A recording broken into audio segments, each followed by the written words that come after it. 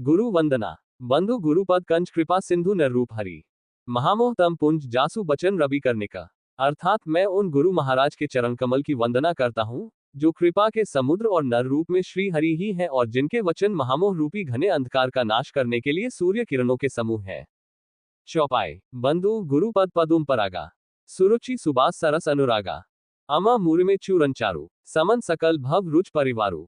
1। अर्थात मैं गुरु महाराज के चरण कमलों की रज की वंदना करता हूँ, जो सुरुचि, सुंदर स्वाद, सुगंध तथा अनुराग रूपी रस से पूर्ण है।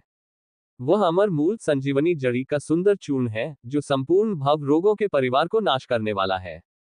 सुकृति संभूतन बिमल विभूति। मंजुल मंगल मोद प्रसूति। जन मन मंजू मुकुर मलहरनी। किए तिलक गुण गण बस करनी। अर्थात वह रज सुकृति पुण्यवान पुरुष रूपी शिव जी के शरीर पर सुशोभित निर्मल विभूति है और सुंदर कल्याण और आनंद की जननी है।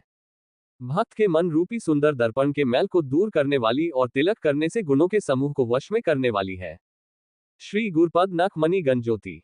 सुमिरत दिव्य दृष्टि हिया होती। दलन मोह तम सो सप्रकासु। बड़े भाग उर आवई जासु। अर्थात श्री गुरु महाराज के चरण नखों की ज्योति मणियों के प्रकाश के समान है, जिसके स्मरण करते ही हृदय में दिव्य दृष्टि उत्पन्न हो जाती है। वह प्रकाश अज्ञान रूपी अंधकार का नाश करने वाला है। वह जिसके हृदय में आ जाता है, उसके बड़े भाग्य है। उघर ही बिमल बिलोचन ही के। मिठी दोष दुख भव रजनी के। सूझी रामचरित मणि मानिक। गुपोत प्रगट जह जो जेही खानिक।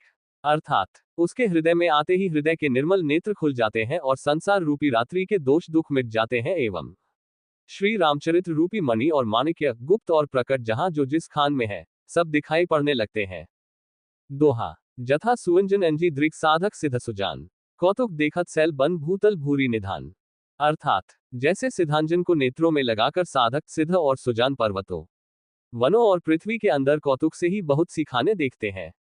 चौपाई। गुरुपद रज मृदु मंजुलंजन। नयन अमा दृक दोष विभंजन। तेहि करी बिमल विवेक बिलोचन। बरनु रामचरित भव मोचन। 1। अर्थात श्री गुरु महाराज के चरणों की रज कोमल और सुंदर नयनामृत अंजन है, जो नेत्रों के दोषों का नाश करने वाला है। उस अंजन से विवेक रूपी नेत्रों को निर्मल करके मैं संसार रूपी बंधन से छुड़ाने वाले श्री रामचरित्र का वर्णन करता हूँ।